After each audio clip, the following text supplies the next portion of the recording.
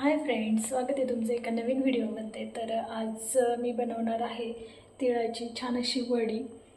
तर इथे मी साहित्य वगैरे घेतलेले आहे आणि चला तर मग मी ना तर रेसिपीला सुरुवात करते आणि चला मग तुम्ही व्हिडिओ असंच कंटिन्यू करा। तर इथे मी घेतलेलं आहे 1 वाटी तीळ घेतलेले आहेत, त्यानंतर नाही ते 1 वाटी गूळ घेतलेला आहे आणि अर्धी वाटी शेंगदाणे, त्यानंतर हे तूप घेतलेले आहे 2 ते 3 चमचे, त्यानंतर हे सुकं खोबरं घेतलेलं आहे 3 ते 4 चमचे छोटे, आणि त्यानंतर ते एवढं साहित्य घेतल्याच्या नंतर आता हे तीळ आणि शेंगदाणे छान असे आपण भाजून घेणार आहे कढईमध्ये। तर आता मी कढई ठेवून घेते गॅसवर।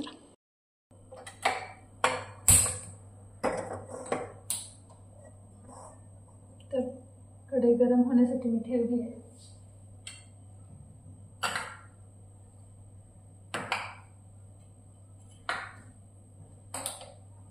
तर पहिल्यांदा मी हे शेंगदाणे भाजून घेणार आहे।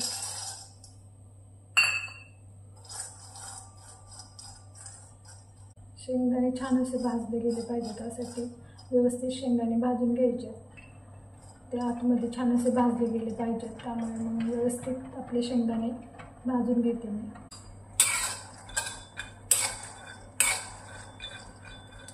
तर इथे शेंगदाणे व्यवस्थित भाजल्याच्या नंतर आपल्या वडीला चवसुद्धा छान येते, चवदार होतात वडे, त्यामुळे शेंगदाणे असे व्यवस्थित मी भाजून घेते।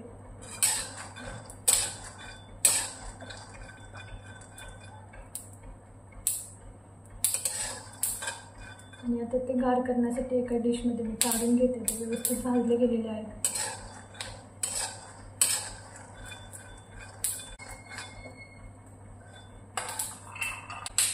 त्याच कढईमध्ये मी ते सुद्धा भाजून घेणार आहे।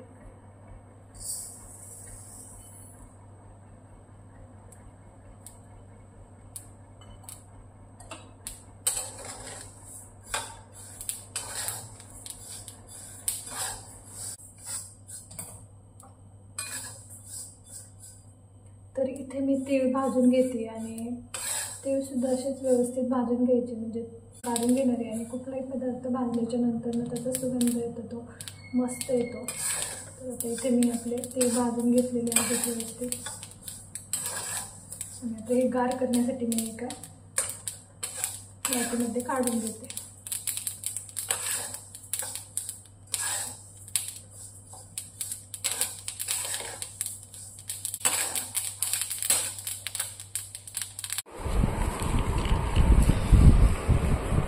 तर इथे मी शेंगदाणे आणि हे तीळ गार करण्यासाठी ठेवलेले आहे, आणि त्यानंतर मग मिक्सरच्या भांड्यामध्ये पूर्ण बारीक नाही करायचं, म्हणजे नाही का असं थोडंसं रवाळ असं, म्हणजे नाही का वाटायचं, जास्त बारीक नाही करायचं। तर गार झाल्याच्या नंतर मी इथं पाहू शकता बाहेरचा व्ह्यू असं आहे आमचा। तर इथे गार होईपर्यंत मग दाखवते तुम्हाला बाहेर कसं वातावरण वगैरे आहे। ते मस्त अशी झाडं आहेत त्यानंतर बाहेर। तरी ते शेंगदाण्यातला पूर्ण याची पल काढून घ्यायची आपल्याला। तर अशा हाताच्या साहाय्याने मी ते पल सर्व काढून घेते।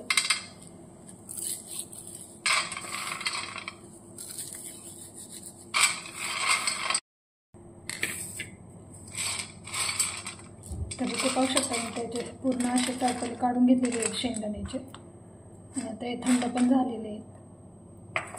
त्यानंतर ते तीळ ते पण थंड झालेले आहेत। आता ते मी मिक्सरच्या भांड्यामधून काढून घेणार आहे। तर रवाळ अशी वाटायची, पूर्ण बारीक पावडर नाही करायची। तर इथे मी थोडे थोडे करून वाटून घेते।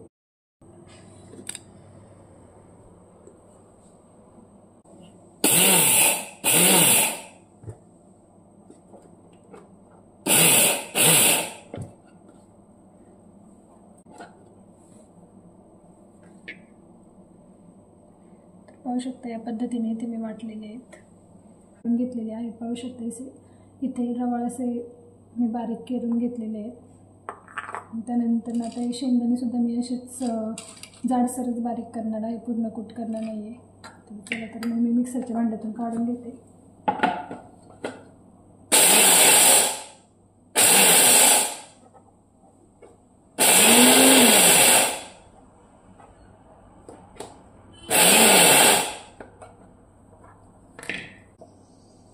त्यानंतर ना हा शेंगदाण्याचा कूट पण ह्याच्यामध्ये बारीक करून घेतलेला आहे असा.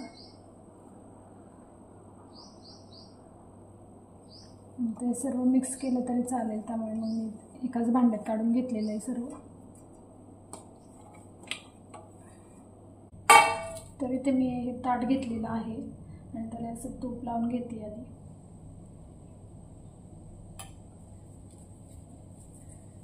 छान असं आपण तूप लावून घेणार आहे ताटाला, जेणेकरून आपण जे सारण आहे ते खाली ताटाला चिटकणार नाही.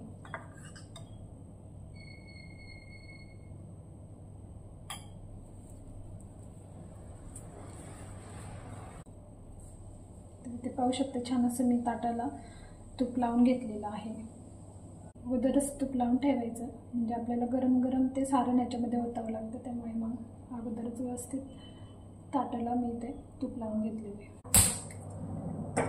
तर आता मी कढई ठेवलेली आहे आणि त्याच्यामध्ये चमचा तूप घालणार आहे. तरी ते तूप वितळत आहे, पाहू शकता इथे. म्हणजे आपली कढई गरम झालेली आहे. गूळ जो घेतलेला होता आपण किसून, तर तो मी टाकून घेते त्याच्यामध्ये.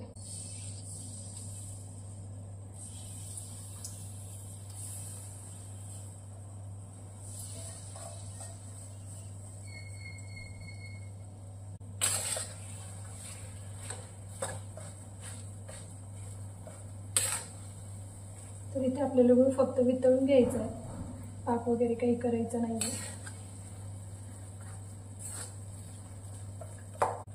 थोड्याशा गुळाच्या काही मोठ्या बिठोळ्या असतात, तर त्या थोडंसं हे होतात, त्यामुळे मग थोडा वेळ लागतो फोडायला गूळ पातळ होण्यासाठी. तर इथे फक्त असं आपल्याला वितळून घ्यायचं आहे गूळ. पाहू शकते ते व्यवस्थित वितळून होतं. तर हलकासा आता छान असा पातळ झाला आहे. आपलं छान असा वितळलेला आहे. मी सारण टाकून घेते त्यामध्ये.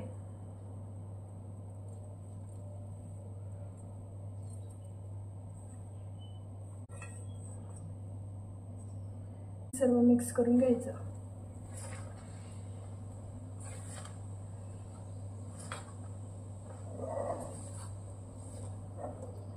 व्यवस्थित मिक्स करून घ्यायचं आणि गॅस बारीक ठेवायचा किंवा बंद केला तरी चालतो.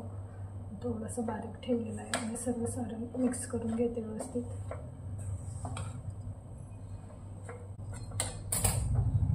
तर इथे मी गॅस बंद केलेला आहे. पूर्ण व्यवस्थित आता आहे ना तो पाक आणि आपलं जे सारण होतं तर ते व्यवस्थित एकत्र करून घेते.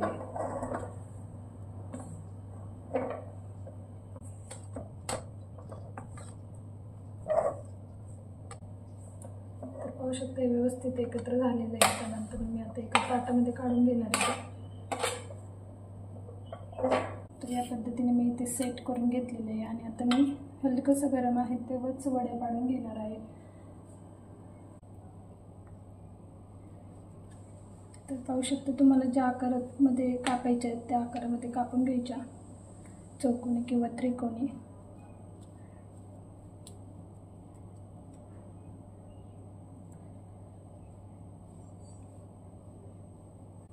आणि मी आता हे अर्ध्या तासासाठी रूम टेम्परेचरला असंच ठेवणार आहे वड्या कापून. तर वड्या ह्या हलकंसं गरम असतानाच कापायच्यात आपल्याला. जास्त गार झाल्याच्या नंतर मग वड्या कापल्या जात नाहीत. तर इथे आपली रेसिपी पूर्ण झालेली आहे तिळाच्या वडीची. तर नक्कीच तुम्हाला आवडली असेल तर नक्कीच लाईक करा, शेअर करा. चॅनेलवर कोणी नवीन असेल तर सबस्क्राईब करायला विसरू नका. तर नक्कीच सांगा कशी झाली आहे माझी तिळाची वडी, कमेंट करायला विसरू नका. चला तर मग मी आता ह्या रूम टेम्परेचरला ठेवणार आहे, तर तुम्हाला दाखवते त्यानंतर पुन्हा. तर इथे आता अर्धा तास झालेला आहे आणि पाहू शकता इथे आता आपण वड्या काढून घेणार आहे. तर इथे पाहू शकता मस्त अशी आपली वडी तयार झाली आहे, छान अशी, आणि निघतात पण व्यवस्थित आहे. तरी मी सहज काढलेली आहे हाताने, तर छान अशी निघलेली आहे, पाहू शकते इथे. आता सर्व वडे मी अशाच काढून घेते आणि दाखवते तुम्हाला. इथे पाहू शकता आपल्या छान अशा तिळाच्या बिना पाकाच्या दाणेदार अशा वड्या तयार झालेल्या आहेत. तोंडात टाकताच विरघळतील अशा आपल्या ह्या वड्या झालेल्या आहेत. तर नक्कीच तुम्हाला आवडली असेल रेसिपी तर नक्कीच ट्राय करा आणि कमेंटद्वारे मला कळवायला विसरू नका कशा झालेल्या आहेत ते. तर भेटूया अशाच एका नवीन व्हिडिओमध्ये. तोपर्यंत सर्वांना बाय बाय.